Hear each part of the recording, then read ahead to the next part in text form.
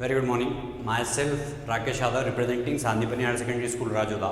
We are discussing class 12th related chapter 6th, application of derivatives, and in which we are on question 8. So, see, of exercise 6.1, question 8 it is, a balloon which always remains spherical on inflation is being inflated by pumping in 900 cubic centimeter per second of gas. Find the rate at which the radius of balloon increases when the radius is 15 centimeter. So first of all, in solution, let volume of balloon is equal to V and radius of balloon is equal to R.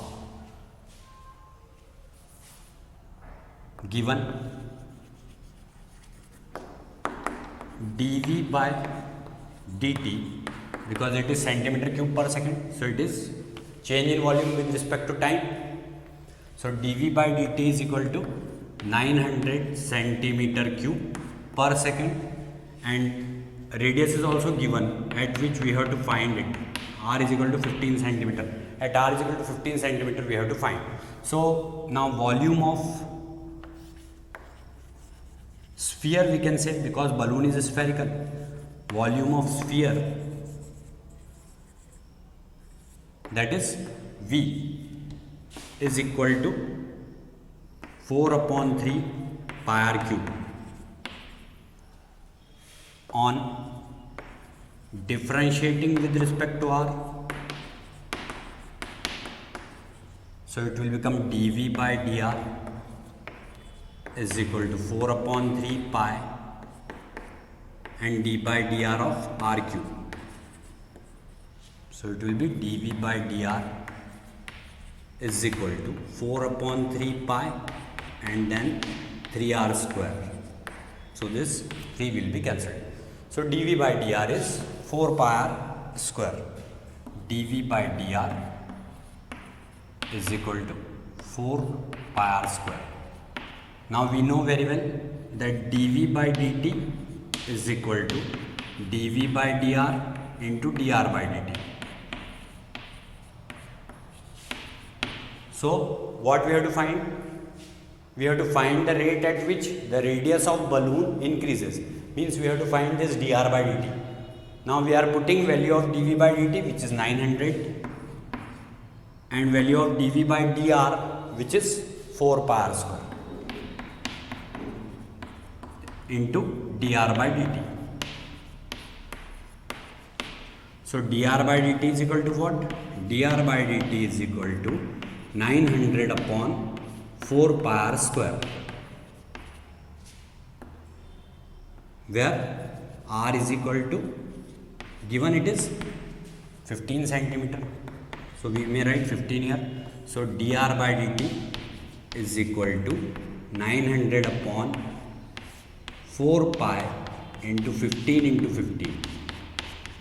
So it will become 15 6 are 90 and 0, 15 4 are 60 and 4 will be cancelled.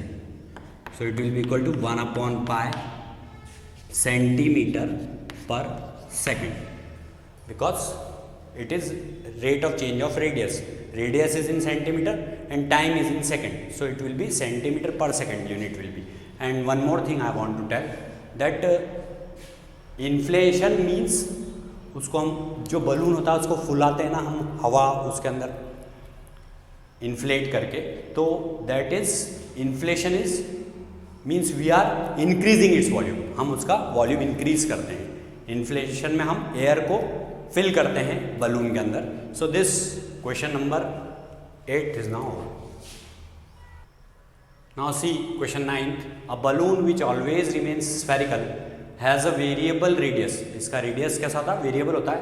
Find the rate at which its volume is increasing with the radius when later is 10 centimeter. मतलब later is 10 centimeter means radius is 10 centimeter. Later means it is given afterwards and volume is given in starting. So radius is 10 centimeter and we have to find change in volume with respect to radius here. ये आपको ध्यान रखना है कि आपको यहाँ केवल dV by dr निकालने की जरूरत है. dv by dt की कोई ज़रूरत नहीं है. So first of all, in solution, let volume of sphere, that is balloon, is equal to v, and radius of sphere means that balloon is r. So given r is equal to 10 centimeter. Volume of sphere we know very well, it is 4/3 pi r cube. We may write here volume of sphere. Now what we have to do? We have to differentiate it with respect to r only. On differentiating with respect to r, ये आपको कैसे पता चलेगा कि with respect to r वाला part ही निकालना है इसमें? देखिए, find the rate at which its volume is increasing with the radius. मतलब आपको विथ द रेडियस मीन्स आपको dv बाई डी आर की ही जरूरत है. So dv by d r is equal to 4/3 pi into d by d r of r cube, that is equal to dv by dr 4/3 pi into 3r square. So this 3 is cancelled, so it will be equal to 4 pi r square. Now what we have to do? We have to put the value of r here. Here r is equal to 10 centimeter. Therefore dv by dr is equal to 4 pi into 10 square. That is equal to dv by dr is equal to what? dv by dr is equal to 4 pi into 100. That will be dv by dr is equal to 400 pi centimetre cube पर centimetre. ऐसा क्यों लिखा है यहाँ? क्योंकि volume centimetre cube में होता है और रेडियस सेंटीमीटर में होता है, तो ये centimetre cube upon centimetre, that will be the unit. So this is our final answer for question number 9th. Now see question 10th. A ladder 5 metre long is leading against a wall. Means अगर मान लीजिए कोई wall है तो ये ladder हो गई. अब इस लेडर को इस क्वेश्चन के accordingly the bottom of the ladder is pulled along the ground. मतलब आपने इसके बॉटम को इधर ले गया, तो अब ये लेडर कैसी हो गई? ऐसी हो गई. So if you are pulling this bottom, then this ladder decreases its height on the wall. ये जो हाइट होती है इसकी वॉल की, उस हाइट वाले पोर्शन पर ये डिक्रीज हो जाएगा ये पोर्शन इतना, क्योंकि आपने सीढ़ी को पीछे की तरफ खींचा है. तो अब ये लेडर ऐसी हो जाएगी. मतलब आपको क्या निकालना है यहाँ पर कि how fast is it's height on the wall. मतलब जो हाइट के अंदर जो चेंज हुआ है वॉल के ऊपर, उसको आपको निकाल के बताना है कि वो कितनी डिक्रीज होती है वो हाइट. मीन्स मान लीजिए आपने इसको y कंसीडर किया और इसको x, तो आपको क्या कैलकुलेट करना है? dy बाई dt कैलकुलेट करना है. यही आपका पार्ट है जो आपको कैलकुलेट करके बताना है. तो और आपको dx बाई dt मीन्स ये वाला पार्ट आपको दे रखा है, dx बाई dt ये पार्ट आपको गिवन है. तो आप यहाँ पर सबसे पहले सॉल्यूशन में लिखेंगे late height is equal to y and base is equal to x. ये आपने कंसीडर कर लिया. अब by Pythagoras theorem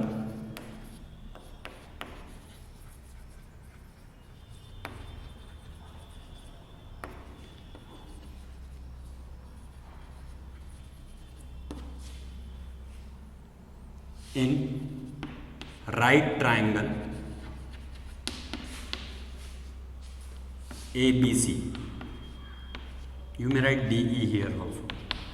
So in right triangle ABC, what it will be? Y square plus x square is equal to 5 square. क्यों? क्योंकि ladder की length क्या दे रखी है आपको? 5 metre. So y square plus x square is equal to 25. So y square is equal to 25 minus x square. So y is equal to what? 25 minus x square in root. So it is the value of y. Now on differentiating with respect to x, क्योंकि x का function है तो x के respect में differentiate होगा, तो हमने इसको जब x के रिस्पेक्ट में डिफरेंशिएट किया तो dy by dx क्या आ गया? That is equal to d by d x of root 25 minus x square. तो क्या मैं इसके ऊपर रूट की जगह पर यहाँ पावर में हाफ लिख सकता हूँ? यस, ऑफ कोर्स लिख सकता हूँ, क्योंकि रूट का मतलब क्या होता है? पावर में हाफ होना. तो जब हम इसका डिफरेंशिएशन करते हैं तो d y by d x equal to क्या हो जाएगा? हाफ 25 माइनस एक्स स्क्वायर और इसकी पावर हाफ माइनस 1, और फिर d by d x of हमको 25 माइनस एक्स स्क्वायर भी करना पड़ेगा. तो d y by d x की वैल्यू क्या हो गई? माइनस 2x, क्योंकि 25 का डिफरेंशिएशन तो 0 हो गया. एक्स स्क्वायर का 2x है, लेकिन यहाँ माइनस लगा हुआ है तो माइनस 2x लिखा, और यहाँ 2 लिख करके रूट में, क्योंकि हाफ में से अगर 1 को सब्ट्रैक्ट करते हैं तो माइनस हाफ आता है, तो वो माइनस हाफ अगर हम नीचे लाएंगे तो प्लस का हाफ हो जाएगा, तो इसलिए रूट में हम नीचे एक क्वांटिटी लिखते हैं 25 माइनस एक्स स्क्वायर. अब ये 2 से 2 कैंसिल हो गया. अब आपको कैलकुलेट क्या करना है? D y by d t. So d y by d t is equal to what? D y by d x into d x by d t. ये हमने कैसे लिखा? By chain rule. तो चेन रूल से हम इसको अगर ऐसा लिख सकते हैं. So what is the required part now? That we have to put values here. So dy by dt is equal to dy by dx means this complete minus x upon root 25 minus x square, and dx by dt is given. So dx by dt is, we have to mention here also given part. Given what? dx by dt is equal to, see, 2 centimeter per second, because we are pulling the ladder away from the wall. That is dx by dt. ये हमने यहाँ से पुल किया था इसको पीछे की तरफ, तो ये 2 सेंटीमीटर पर सेकेंड है. तो इसलिए यहाँ हमको पहले dx बाई डी टी को यहाँ 2 सेंटीमीटर पर सेकेंड लिखना पड़ेगा, या 2 लिख दीजिए आपके पास. तो ये क्या हो जाएगा? D y by d t is equal to minus 2x upon root 25 minus x square, where x is equal to what? See, what is the value of x? This 5 meter long it is the ladder, and now ladder is 4 meter away from the wall. So one more part is given, that is x is equal to 4 meter. This is also given. These two quantities are given to us. Now one more concept is necessary to understand here, कि अगर मैं इस -2 को यहीं रहने दूँ तो आप देखिएगा कि ये दोनों पार्ट तो कायम में है. ये एक्स स्क्वायर है, रूट से बाहर आकर के मतलब एक्स वाले पार्ट में आता है, तो ये दोनों मीटर में हैं, तो यहाँ मीटर से मीटर तो कैंसिल हो जाएगा. लेकिन ये सेंटीमीटर वाला पार्ट है, तो इसका आंसर जो आएगा वो सेंटीमीटर पर सेकेंड में ही आएगा, क्योंकि मीटर वाला पार्ट तो कैंसिल आउट हो गया यहाँ पर. तो चूंकि ये d y by d x था, तो ये भी मीटर में, ये भी मीटर में, तो ये दोनों तो कैंसिल हो जाएंगे मीटर मीटर में. और ये चूंकि सेंटीमीटर पर सेकेंड में था, तो इसका आंसर सेंटीमीटर पर सेकेंड में ही आएगा. तो इसलिए x, क्योंकि ये सेंटीमीटर पर सेकेंड में दिया, अगर ये मीटर पर सेकेंड में दिया होता तो आंसर मीटर पर सेकेंड में आएगा. तो यहाँ पर x इज इक्वल टू हमको क्या दे रखा है? 4 metre. So we can say dy by dt is equal to -4 upon root 25 minus 16. 25 minus 16 कितना होता है? 9 होता है. तो 9 का root, sorry here it is 2. So 9 का रूट कितना होगा? 3. So it will be -8 upon 3. See, this is 2 and here it is this value 4. So it will be in meter. This will also be in meter, क्योंकि यहाँ 5 जो है वो भी metre में था, 4 जो है वो भी मीटर में था. तो ये मीटर स्क्वायर होगा, क्योंकि यहाँ स्क्वायर लगा हुआ है. तो मीटर स्क्वायर रूट से बाहर आया तो मीटर हो गया. तो ये मीटर में, ये भी मीटर में, लेकिन ये सेंटीमीटर में होने की वजह से ये मीटर वाला पार्ट तो कैंसिल हो गया था. सो -8/3 सेंटीमीटर पर सेकेंड. तो ये माइनस में क्यों आया? क्योंकि ये डिक्रीज हो रहा है. ये हाइट जो है ये यहाँ से डिक्रीज हो रही है, तो ये इसलिए माइनस में. डिक्रीजिंग डिनोट हुआ है. Decreasing. What is decreasing? Height. That is height of ladder will be decreasing here. So this question number 10th is now over. Thanks a lot for watching our channel Sandipani Higher Secondary School Rajodha. Like it, subscribe it and share it.